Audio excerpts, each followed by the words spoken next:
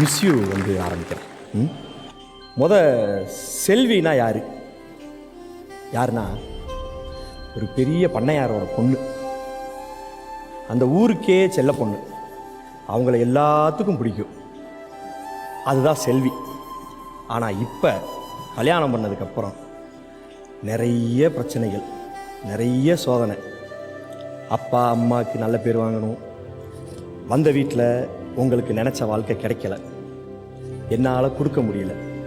அந்த பழைய செல்வியை நான் ரொம்ப ரொம்ப ரொம்ப ரொம்ப மிஸ் பண்ணுறேன். அதனால் இந்த மிஸ்யூ அதை நான் பயங்கரமாக மிஸ் பண்ணுறேன்.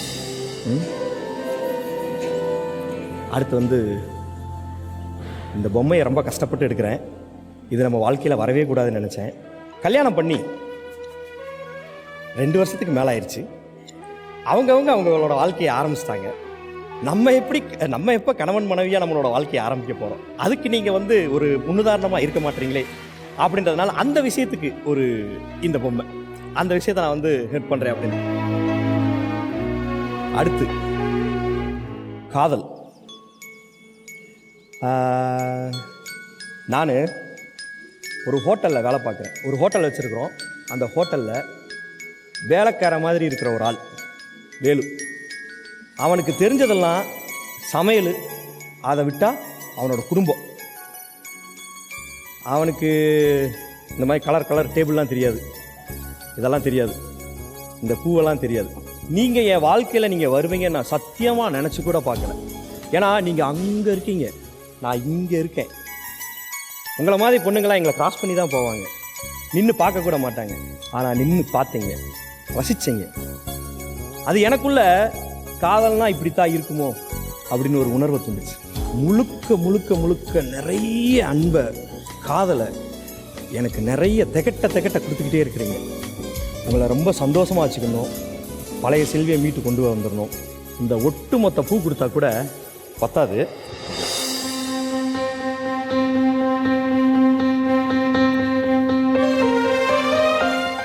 இந்த ஏழையோட காதலை ஏற்றுக்கங்க. Thank you. Nice.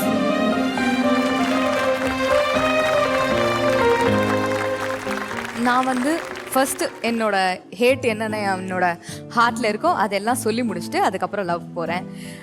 இப்போ நமக்கு கல்யாணம் ஆகிடுச்சு. கல்யாணம் ஆகிறதுக்கு முன்னாடி வரைக்கும் ஒரு பொண்ணோட லைஃப்பில் அப்பா அம்மா தான் எல்லாமே. கல்யாணம் ஆனப்புறம் எனக்கு அப்பா அம்மா, பெஸ்ட் ஃப்ரெண்ட், லவ்வர் எல்லாமே வந்து ஹஸ்பண்ட் தான். அப்படி இருக்கும்போது ஒரு கொஞ்சம் மந்த் வந்து வீட்டில் இருக்க எல்லா ப்ராப்ளம்ஸுமே நான் தனியாக ஹேண்டில் பண்ணேன். பிகாஸ் என் ஹஸ்பண்ட் என்னை புரிஞ்சுக்க மாட்டாங்களோன்னு நானே நினச்சிக்கிட்டேன். நான் எல்லாத்தையுமே தனியாக கோத்ரூ பண்ணனால ஐ ஹேட் யூ. ஏன்னா என் கூட நீங்கள் அப்போ இல்லைன்றதுக்காக, அதனால ஐ ஹேட் யூ. நான் என்ன மிஸ் பண்ணுறேன்னா, அந்த வீட்டுக்கு தெரியாமல் நம்ம லவ் பண்ணிட்டு இன்னோசென்ட்டாக ஜாலியாக நமக்கு ப்ராப்ளம்ஸே இல்லாமல் லவ் மட்டும் பண்ணிட்டு இருந்தோம்ல, அந்த கோல்டன் டைம்ஸ்க்காக ஐ மிஸ் யூ. நம்மளோட லவ் வந்து எப்படின்றது ஒரு வேர்ட்ஸால் சொல்ல முடியாது. எனக்கு வந்து வேலு ஒரு மனுஷங்களா மட்டும்தான் ஜட்ஜ் பண்ணுவாங்க. மற்றவங்க மாதிரி அந்தஸ்து வச்சு ஜட்ஜ் பண்ணுற ஆள் கிடையாது. ஸோ ஒரு மனுஷனாக லவ் பண்ணி அவங்களுக்கு என்ன வேணுன்றதை தெரிஞ்சு பண்ணுற ஒரு ஆள் வேலு. ஸோ அந்த ஒரு வேலுக்காக நான் எதிர்பார்க்காத லவ் லைஃப் லாங் கொடுக்கணும்னு ஆசைப்பட்றேன். நீங்கள் மட்டும்தான் பண்ணணும்னு அவசியம் இல்லை, நானும் வந்து பண்ணுறேன், வாங்க.